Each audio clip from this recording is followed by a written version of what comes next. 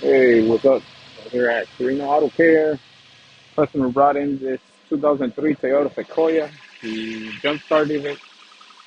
Cables were backwards. He burned a lot of fuses. He was getting a complaint that after he replaced the fuses, the ETCS fuse, which is this one, it was blowing each time you would put a new fuse in it. Uh, we disconnected the throttle body, which is for that fuse. It would still do the same thing.